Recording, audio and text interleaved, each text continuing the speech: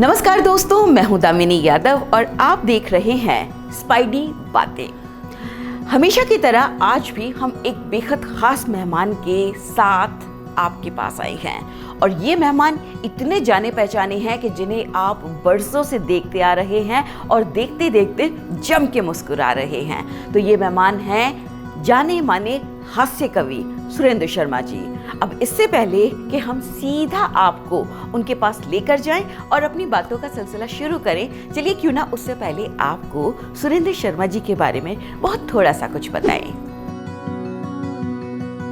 क्या 4 लाइनें सुनाकर भी कोई इतनी शोहरत हासिल कर सकता है कि वो पद्मश्री जैसे सम्मान का भी प्रबल दावेदार बन जाए? जी हाँ, बिल्कुल संभव है।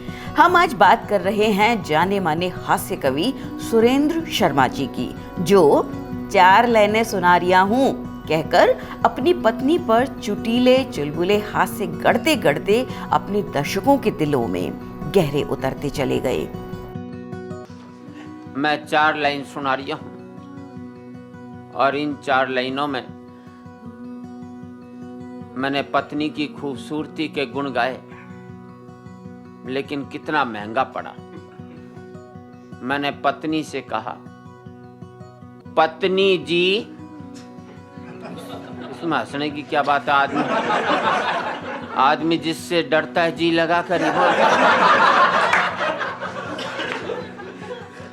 पत्नी जी, मेरो इरादो बिल्कुल ही नेक है, तू सैकड़ों में एक है।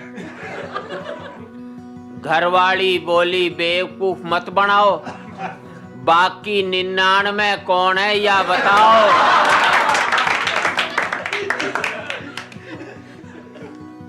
कहने को तो सुरेंद्र शर्मा जी हास्य कविताएं लिखते हैं, लेकिन उनके हास्य में भी समय की सच्चाइयां बड़े गहरे अंदाज में सुनाई देती हैं और गरिमा, उससे तो उन्होंने कभी समझौता किया ही नहीं, हंसने हंसाने के बावजूद। यही वजह है कि सुरेंद्र शर्मा जी का हास्य कोरा हास्य नहीं होता, बल्कि उनकी पंक्तियां लोगों को हंसाते हंसाते गंभीरता के आवरण में लपेटकर अंत में एक मौन में छोड़ जाती है। फिर भी जब हम सुरेंद्र शर्मा जी का नाम लेते हैं तो हमारे चेहरे पर मुस्कान उभर ही आती है। हाँ, ये और बात है कि सुरेंद्र शर्मा जी खुद हमेशा गंभीर चेहरा बनाए ही अपनी हास्य कविताओं से लैस होकर दर्शकों श्रोताओं के सामने आते हैं। उनके इस योगदान के लिए वर्ष 2013 में सुरेंद्र शर्मा जी को पद्मश्री से सम्मानित भी किया जा चुका है। तो आइए अब सीधे जुड़ते हैं सुरेंद्र शर्मा जी से। हास्य कई तरह का होता है। इसका सबसे अच्छा रूप है कि आप अपने ऊपर हंसें, ना कि दूसरे पर हंसें। दूसरे को ऊपर हंसना उपहास कहलाता है। एक होता है अट्टहास, वो किसी को पीड़ा दे करके पहुंचता है। जैसे तुलसीदास जी ने लिखा है कि जब रावण सीता का अपहरण करके ले जा रहा था तो अट्टहास करता हुआ जा रहा था। तो इतना वो बुरा रूप होता है, बल्कि वो विपरीत रूप होता है। और हास्य की सबसे बड़ी खास बात एक ही है। हास्य और व्यंग में क्या फ़र्क है? हास्य और व्यंग में एक ही फ़र्क है, व्यंग सोचने पर विवश करता है और हास्य सोच से मुक्त करता है। मेरा मानना है कि आदमी को हर काम को गंभीरता से करना चाहिए, चाहे वह हास्य का ही हो। इस मुल्क में हम गंभीर काम को भी हास्य में उड़ा देते हैं, वो अच्छी बात नहीं है। मेरा मानना है कि अगर गंभीरता से हर काम को किया जाए तो ज़्यादा बेहतर उसके परिणाम निकलेंगे। दूसरे, अगर मैं एक्शन करूँगा, हाथ पांव हिलाऊंगा या कोई भाव भंगिमा करूँगा तो दर्शकों का ध्यान 10 या 15% उन पर भी जाता है, जो मेरे अंग प्रदर्शित करेंगे या चेहरे पर कोई भाव आएंगे। अब 100% ध्यान लोगों का मेरे शब्दों पर जाता है। जब 100% ध्यान शब्दों पर जाएगा तो बाकी चीज़ें गौण हो जाती। इसलिए मैं चाहता हूँ कि कविता में शब्द महत्वपूर्ण है, ना कि आपकी भाव भंगिमाएं। तो अगर शब्द सही मायनों में लोगों के दिलों तक जा रहा है तो ज़्यादा व्यापक होगा और ज़्यादा देर तक लोगों पर असर भी करेगा। मैं इसमें चुलबुलापन है कि किसकी पत्नी उसको परेशान नहीं करती। अगर एक भी आदमी बता दो, मैं कह देता हूँ, दूसरे कहने की भी हिम्मत नहीं जुटा पाते। जब मैं कहने की हिम्मत जुटा रहा हूँ तो मेरी तो बहादुरी की लोगों को शाबाशी देनी चाहिए। किसी का हास्य का स्तर नीचे नहीं आया, व्यक्ति का स्तर गिरा है।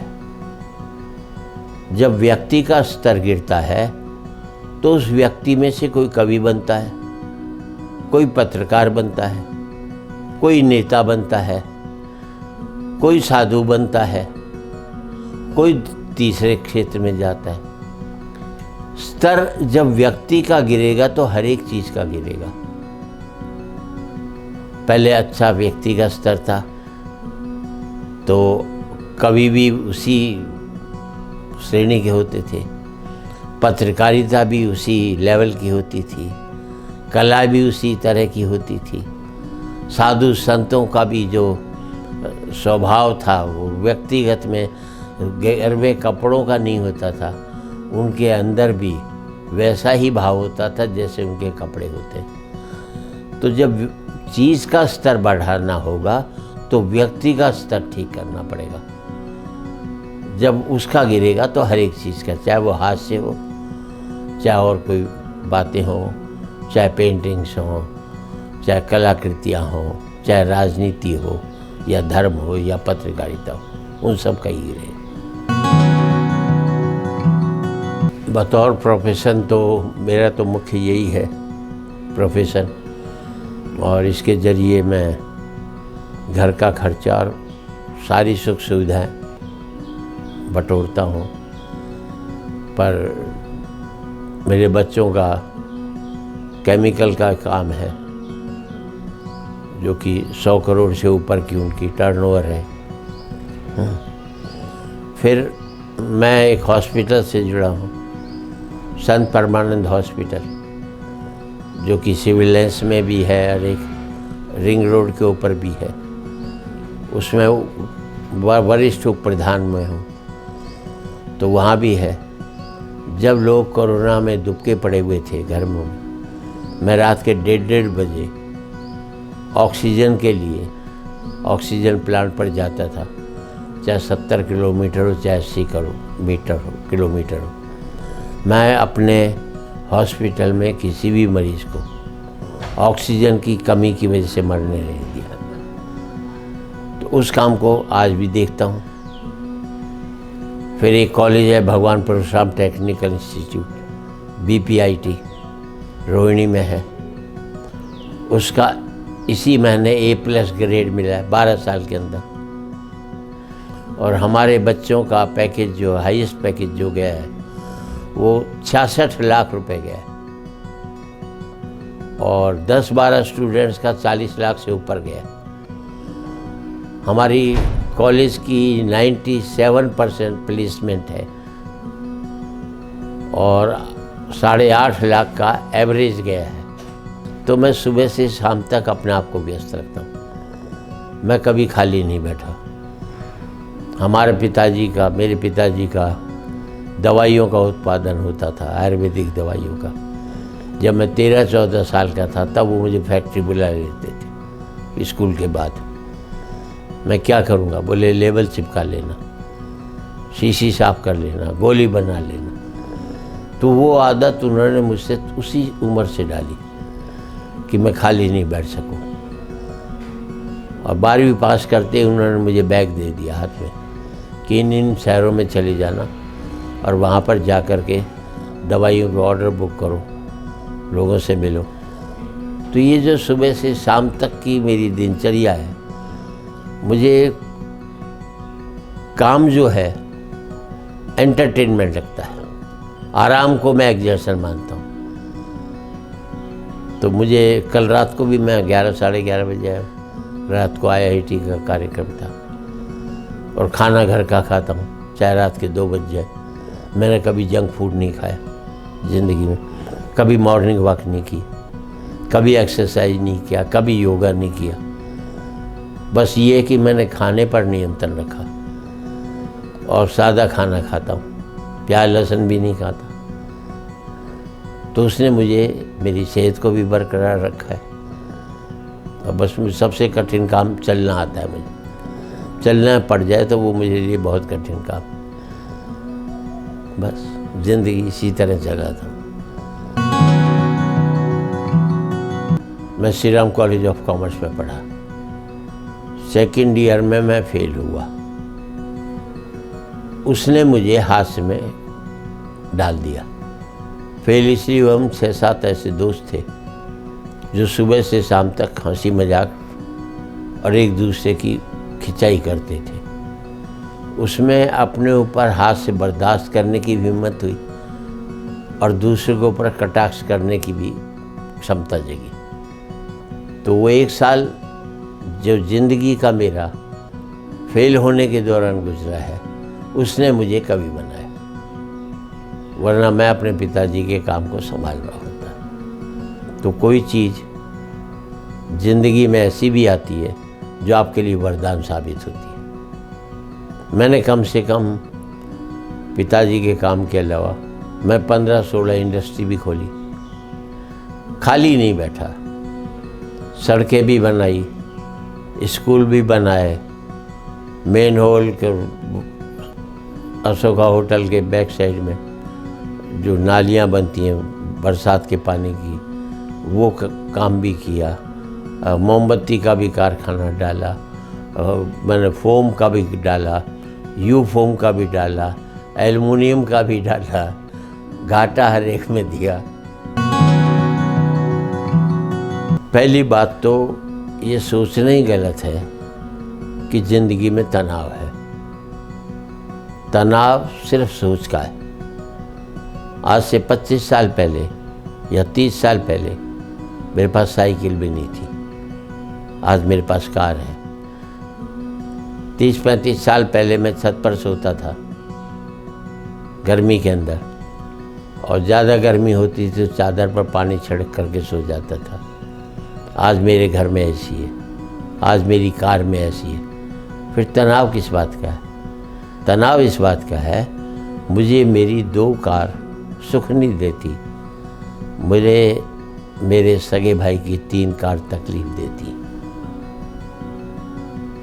हमारा सुख जो है हमने व्यक्तिगत कर लिया, दुख को सार्वजनिक कर लिया। मेरा मानना है कि दुख को व्यक्तिगत करो और सुख को सार्वजनिक कर दो तो संसार में कोई तनाव नहीं है। नीचे देखना शुरू कर दोगे तो आपकी स्थिति कम से कम 100 करोड़ लोगों से ऊपर होगी। ऊपर देखोगे तो 10-20 करोड़ आपकी तकलीफ के कारण है, आपके सुख के कारण 100 करोड़ लोग क्यों नहीं है। नीचे देखना शुरू कर दो तो हर आदमी सुखी है, ऊपर देखना शुरू कर दो तो सारा संसार दुखी है, क्योंकि सबसे ऊपर भी पहुंच जाओगे तो फिर इस बात को सोच कर दो अब किससे मुकाबला करो। सोच में परिवर्तन ही सुख लाता है। और एक बात और कह दूँ, जो आप बच्चों के लिए करें वो आपका फ़र्ज है, और वो जो आपके लिए करें वो उनका एहसान है। सारे दुख है एक्सपेक्टेशन के। आप एक्सपेक्टेशन छोड़ दीजिए, आप बहुत सुखी रहेंगे। तो ये थी एक छोटी सी मुलाकात जाने माने हास्य कवि सुरेंद्र शर्मा जी से, जिसे उन्होंने पूरी गंभीरता से और बहुत गंभीर बातों के साथ जारी रखा। यकीन करना मुश्किल था ना कि ये वही हास्य कवि सुरेंद्र शर्मा जी हैं जिनकी चुलबुली रचनाएं सुनकर हम अपना पेट हंसते हंसते थाम लेते थे। बहरहाल समाज की ऐसी ही किसी और शख्सियत के साथ अगली मुलाकात में हम फिर आपके साथ होंगे। तब तक के लिए इजाज़त मांगने से पहले हम आपसे ये रिक्वेस्ट ज़रूर करेंगे कि कृपया हमारी वीडियो को लाइक और शेयर ज़रूर कीजिए। साथ ही अपने कमेंट के जरिए हमें ये भी बताइए कि अगली बार आप किस तरह की शख्सियत से मिलना चाहेंगे। उन्हें लेकर हम आपके पास ज़रूर हाजिर होंगे, ये वादा रहा। लेकिन तब तक के लिए नमस्कार।